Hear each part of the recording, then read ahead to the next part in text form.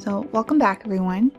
In our previous episodes we covered how to create a Lightroom catalog and then how to open the import window and select our source images in that window. In this episode we're going to cover all of the options in this middle panel of the import window. So first off, if you just follow the arrows up at the top of the window here, it's kind of walking you through the process. So you choose your source and then you choose your options in this middle panel, and then finally you choose where it's going, and we'll go over these options in the next episode. So up at the top here, we're just going to start from the top and work our way down in this panel. This is basically you're telling Lightroom what you want to do with your source images. So the default is going to be add, and we can zoom in on this a little bit just as we walk through them. So the default is add, and you can see that it says add photos to catalog without moving them. That's what I'm going to do. But the other options that we have are move. So this says move photos to a new location and add to catalog. So if you choose this, let's say you don't want your photos to stay where they currently are. Let's say you're pulling the photos from an SD card and you want to move them off of that SD card and put them onto an external hard drive and add them to the catalog at the same time. So you could do that. So the third, and you'll notice you get different options here at the bottom. We can go over those as well. So next up is going to be copy. So copy photos to a new location and add to catalog. This is similar to move, except you're leaving the photos where they are originally, but then you're making a copy of them in a new destination, plus adding them to this catalog. And then your last option is copy as DNG. So this is very similar to copy. The only difference is not only are you copying it to a new location, but you're also changing or converting that file to a digital negative file, which is what a DNG file is. So you'll notice that with add, in the options right below, we have all photos and new photos. And then when we go to move, copy, and copy as DNG, we have a third option, which is the destination folder. So that is where you're going to either move or copy these photos to. So starting with add, all photos means you're seeing all the photos in that location here. If you click on new photos, you would just be seeing the new photos. So that's the same in move, copy, and copy as DNG. Those two options are the same. The third option is destination folders. So this is going to group the photos by the destination folder. So we don't have a destination folder, so that's why nothing is showing up here. But again, we've got all photos and new photos. So I'm going to go back to add, and if I click on new photos, you'll notice there's this checkbox on the next line down. And when I'm on all photos, it says all photos, and when I go to new photos, it says new photos.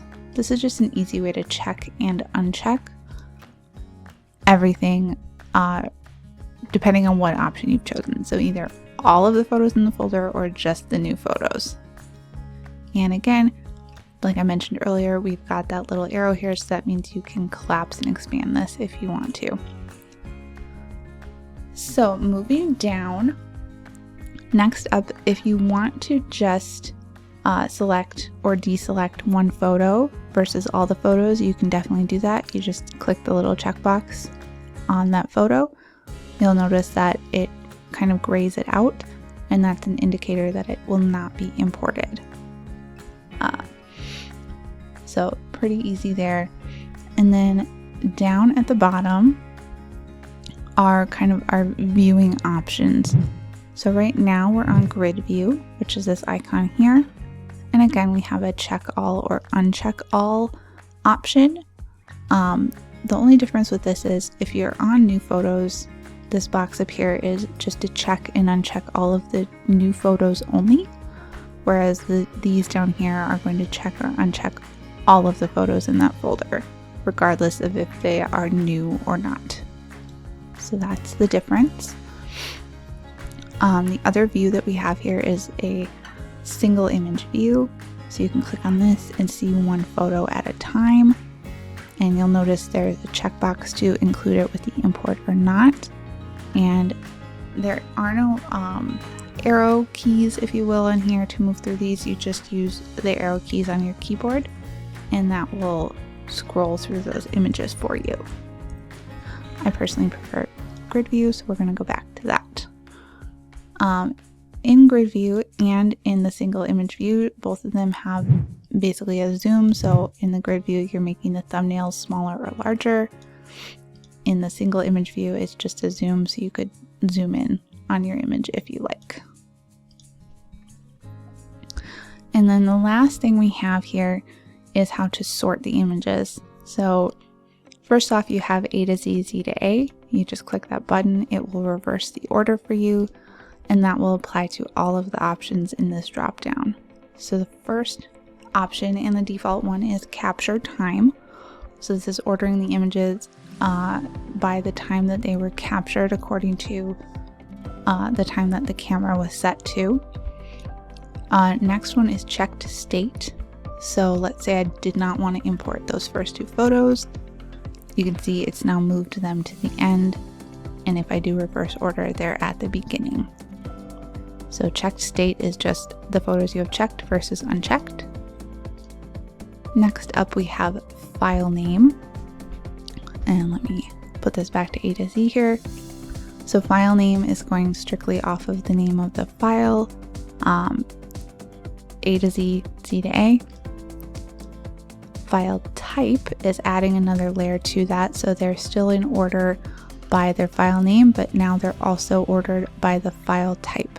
So we have got some CR2 files here. After those, we have CR3 files, and then after that, we have NEF files or NEF files. So it's not only doing it in alphabetical order, but then it's also doing alphabetically by the file type. And then the last one we have is media type. So if you had, for example, some photos plus video files, it would group them accordingly. You can also turn the sort off if you want.